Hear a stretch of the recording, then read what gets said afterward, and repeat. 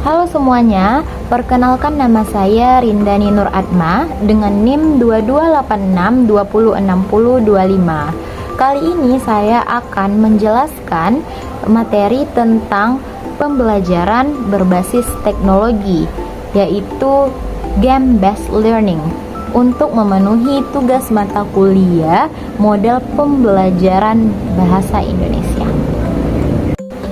Oke, sekarang kita akan membahas tentang model pembelajaran berbasis teknologi, yaitu game-based learning atau disingkat dengan GBL.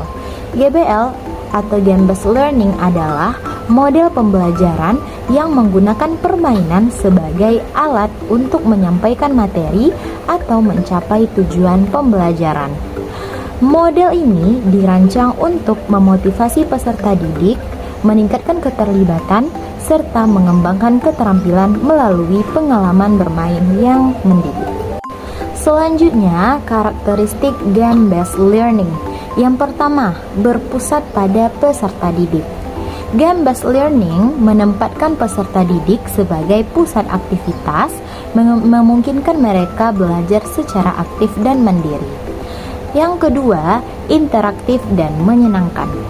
Permainan dirancang untuk menarik perhatian dan meningkatkan motivasi belajar. Yang ketiga, adanya tujuan edukatif.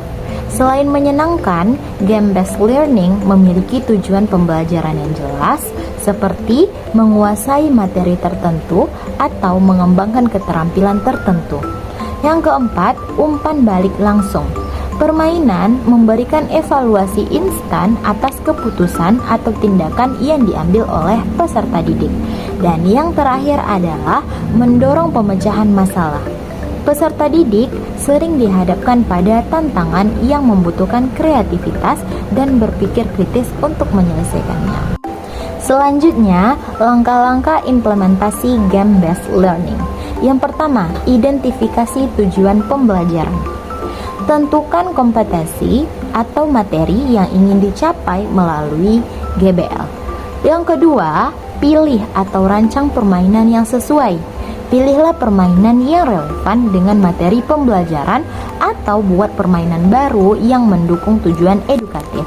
Yang ketiga, integrasi dengan kurikulum. Pastikan permainan dapat dihubungkan dengan materi atau aktivitas belajar lain dalam kurikulum. Yang keempat, pemberian instruksi. Jelaskan aturan permainan dan kaitannya dengan materi pembelajaran. Yang kelima, pelaksanaan. Laksanakan permainan dalam kelompok atau individu sesuai dengan yang sudah didesain. Selanjutnya, refleksi dan evaluasi. Diskusikan hasil permainan dan hubungkan dengan materi pembelajaran untuk memastikan pemahaman dari peserta didik. Selanjutnya, kelebihan dari game-based learning. Apa saja kelebihannya? Yang pertama, dapat meningkatkan motivasi. Permainan membuat peserta didik lebih termotivasi untuk belajar. Yang kedua, mendorong pembelajaran aktif. Peserta didik belajar melalui praktik langsung. Yang ketiga, mengembangkan keterampilan lintas disiplin. Game-based learning dapat membantu meningkatkan keterampilan berpikir kritis, kolaborasi, dan kreativitas. Yang keempat, meningkatkan daya ingat. Informasi yang diperoleh melalui pengalaman bermain cenderung lebih diingat oleh siswa. Yang kelima, lingkungan yang aman untuk belajar. Permainan memungkinkan peserta didik mencoba dan belajar dari kesalahan tanpa konsekuensi nyata. Terakhir, kekurangan dari game-based learning. Yang pertama, memerlukan waktu dan sumber daya. Desain dan implementasi permainan itu memerlukan waktu, biaya, dan tenaga yang cukup besar. Yang kedua, potensi gangguan fokus. Peserta didik mungkin terlalu fokus pada aspek permainan dan melupakan tujuan edukatifnya. Yang ketiga, keterlibatan akses teknologi. Tidak semua peserta didik memiliki akses ke perangkat atau teknologi yang dibutuhkan. Yang keempat, kesulitan penyesuaian. Tidak semua materi pembelajaran dapat diadaptasi dengan mudah ke dalam bentuk permainan.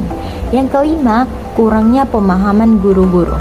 Guru yang belum familiar dengan GBL mungkin menghadapi kesulitan dalam merancang atau mengintegrasikan metode ini.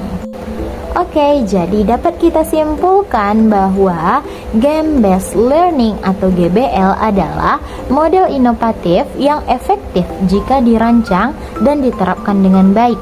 Namun, keberhasilannya bergantung pada keseimbangan antara hiburan dan tujuan edukasi.